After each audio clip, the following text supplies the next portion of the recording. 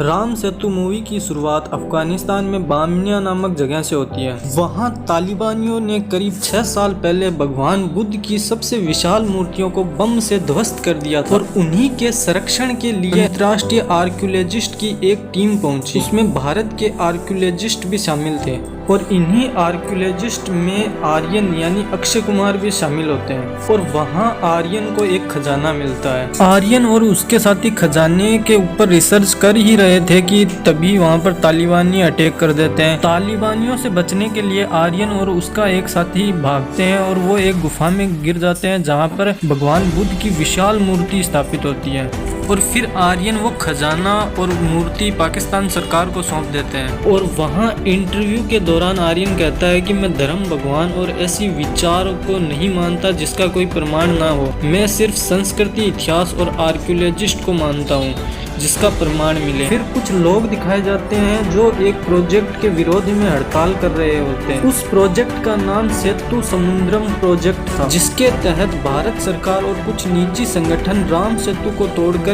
एक शिपिंग नाल बनाना चाहते थे जिससे कि समुद्री व्यापार को एक छोटा शिपिंग रूट मिल सके। लेकिन उन लोगों के अनुसार राम सेतु भगवान राम द्वारा बनाया गया था, इसलिए वह एक सांस्कृतिक धरोहर है जिसे नष्ट नहीं किया जाना चाहिए।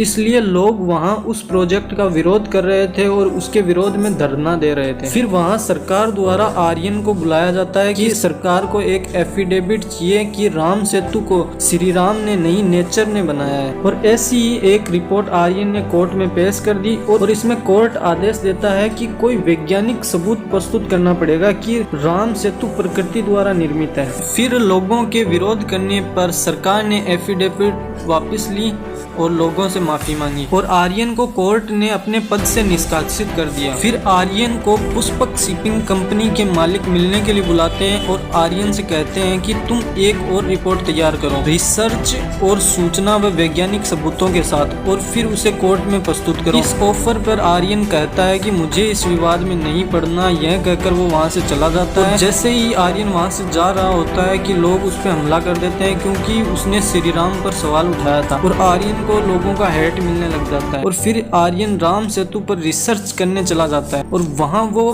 पुष्पक शिपिंग रिसर्च के लोगों के साथ मिलकर रिसर्च करना स्टार्ट कर देता है। आर्यन को पानी में रिसर्च के लिए वहाँ एक सूट भी दिया जाता है जिसका नाम मकर होता है और आर्यन पानी के अंदर से राम सेतु को देखकर अचंभित रह जाता है। वहाँ से आर्यन कुछ सैंपल लाता है जो करीब 18,000 साल पुराने थे, जो श्री राम से काफी साल पुराना थे। फिर आर्यन राम सेतु के तैरने वाले पत्थरों पर रिसर्च करने लग जाता है और इससे उन्हें पता चलता है कि राम सेतु सच में 7,000 पुराना है। और इसके बाद आर्यन आगे रिसर्च चालू कर देता है और इसके बाद आर्यन को सबमरीन में पानी के अंदर एक मिशन में भेजा जाता है जिसमें पुष्पक शिपिंग कंपनी वाले उन्हें मारने की कोशिश करते हैं, पर वहां पर आर्यन और उसके दोनों साथी बच जाते हैं और उनको बचाने में एपी अंजरनिया पुष्पकुमारन मदद करता है। एपी राम सेतु पर रिसर्च के लिए उनकी मदद करता है। इंद्रकांत के लोग फिर आर्यन को ढूंढ लेते हैं और उस पर अटैक कर देते हैं। उसमें आर्यन और आर्यन के साथी एपी तो बच जाता है, पर आर्यन के एक साथी को गोली लग जाती है और वो मर जाती है। फिर आर्यन इंद्रकांत के लोगों से बचकर लंका पहुंच जाता है और वहां वो रावण के अस्तित्व को प्रमाणित करने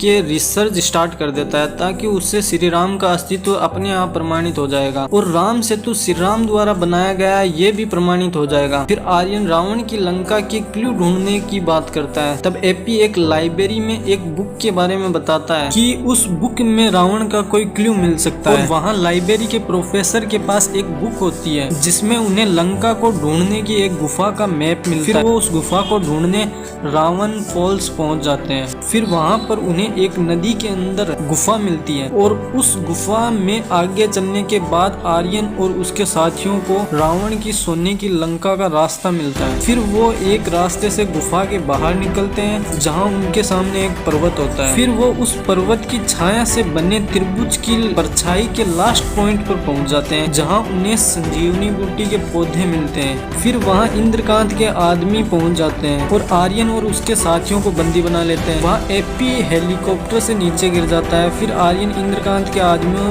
में फाइट हो जाती है और वहाँ एपी हेलीकॉप्टर से नीचे गिर जाता है और आर्यन और इंद्रकांत के आदमियों में फाइट हो जाती है और फिर हेलीकॉप्टर क्रैश हो जाता है, जिससे आर्यन और उसके साथी तो बच जाते हैं और वहाँ इंद्रकांत का एक आदमी मरने ही वाला होता है कि आर्यन उसे बचा लेता है। और फिर वहाँ आर्यन को एपी के बैग में फ्लोटिंग पत्थर, संजीवनी बूटी और वह नक्शा मिल जाता है। वह लेकर आर्यन कोर्ट में पहुंच जाता है और वहाँ आर्यन अपनी बात रखता है और कोर्ट में आर्यन सबूत के तौर पर फ्लोटिंग पत्थर और संजीवनी बूटी और नक्शा प्रस्तुत करता है और साबित कर देता है कि राम सेतु श्री राम द्वारा ही बनाया गया था। और अदालत आखिर में ये फैसला करती है कि राम सेतु विश्व धरोहर है और इसे संरक्षित रखना हमारी जिम्मेदारी है। और इसी के साथ आर्यन को भगवान पर आस्था होती है और फिर आर्यन को पता चलता है कि एपी ही हनुमान जी थे जो उनकी राम सेतु को बचाने में मदद कर रहे थे। और इसी के साथ ये स्टोरी पूरी हो जाती है। अगर आपको ये स्टोरी पसंद आई है तो वीडियो को लाइक कर देना, चैनल को सब्सक्राइब कर देना and thanks for watching guys.